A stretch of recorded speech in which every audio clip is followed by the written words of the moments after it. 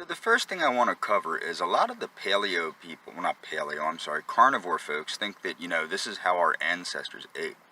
But what people fail to realize is we don't live in the same environment, nor do we have the same stresses that our ancient ancestors did have. In fact, in some ways we have different stresses that are more insidious, which is causing an outbreak of generalized anxiety, fatigue, and hippie flu, or yuppie flu as they call it, where you're worn out, fibromyalgia type stuff.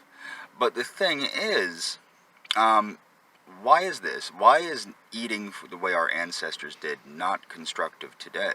I mean, we should still be eating the foods that our ancestors ate, but should we be eating the same proportions that they ate? Now, I recently discovered this while following a starch-based diet. I put on weight because I was doing great when I was exerting myself every day, vigorously every day. I packed on muscle very quickly on the starch solution type diet of Dr. John McDougall, which is a very low-fat, very high-starch diet with some green and yellow vegetables. I did great on it while I was exerting myself. I quickly packed on the pounds despite even cutting the level of the amount of calories. I still packed on the weight after I couldn't exert myself. And this is because our ancient ancestors that did eat a starch-based diet exerted themselves a lot physically. Now, there's two ways we can deal with this. As I noted in a previous video, we can either increase our exertion or switch to a less calorically dense and less starch dense diet, which is the nutritarian approach, or Fit for Life by Harvey Diamond, or things like that. Now, I also want to get into why raw foods might be a good idea, or at least having a somewhat healthy mix, 50-50 mix of a raw food diet might be healthy today. And the reason why is because it helps control BMI, which means body mass index. Now, we digest cooked foods very well, and we absorb them very well. For example, cooked potatoes, over 90% of a cooked potato is absorbed, whereas I think it's only like 30% of a raw potato is absorbed. So cooking things like carrots helps you get the vitamin A and things like that out. But it also helps you absorb a lot of the calories. So having a couple salads a day and a sensible starch-centered dinner is a decent way to help lose weight.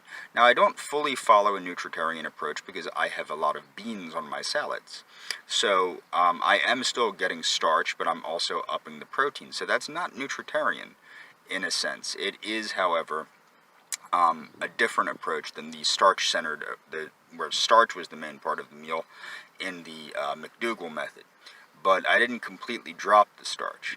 But now let's get into other claims of so-called parasites are good for you, and viruses and bacteria are good for you, by some nutritionist I never heard of that claimed that they were good for you, that died of internal bleeding after he fell off his balcony and refused surgery to correct the internal bleeding, but did take painkillers, ironically. So why is this an idiotic idea? Well, people claim that these carnivores will claim that parasites are somehow great for you, when they clearly aren't. There are so many diseases caused by parasitic infections, and if you want to see how our ancient ancestors did eat and live, you can see this in many third world countries. Only certain groups in these countries are doing well, such as Bolivian hunter-gatherers and things like that eat a predominantly plant-centered diet. However, there are people that are doing poorly, and it's not necessarily the content of the diet. There are a lot of people that eat plant-based diets that aren't doing well in these situations for the simple fact that they're bombarded with disease, such as parasites, viruses, and bacteria. These things that carnivores are claiming are great for you. And what's funny is there was that guy Sferringi, or whatever the heck, Sverige or whatever, that was claiming that certain plants are bad because they stimulate the immune system, like garlic.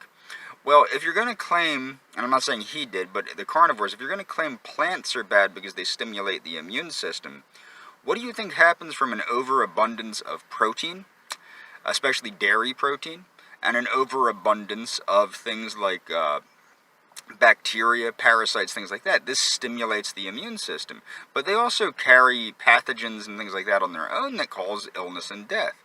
So clearly this is not good to be ingesting parasites and all this other good stuff, or bad stuff I should say, that's getting into your system and could kill you. And now, to be fair, as somebody that has had intestinal parasites, I can definitely tell you, most of the time you're not going to die from a parasitic infection. However, left untreated, it can cause neurological issues and other issues with the heart, the brain. They can get into your brain and everything else. So it doesn't make sense to try and say that parasites are healthy when they're not. Now, to go further into this whole carnivore idea, when they're stating that it's perfectly healthy to eat raw meat, and I have gotten into arguments with folks like this, or I'm sorry, yeah, when they're saying it's perfectly healthy to eat raw meat, this is not true. This is not true. Even the most pristine organic meat you can get is going to have, due to the way it's slaughtered, there's going to be fecal coliform and other things on that meat. So when you eat that without cooking it, you're getting literal crap into your system, and with that crap comes things like E. coli and other diseases that, when ingested, indeed cause disease and can kill you. And that's all for this video.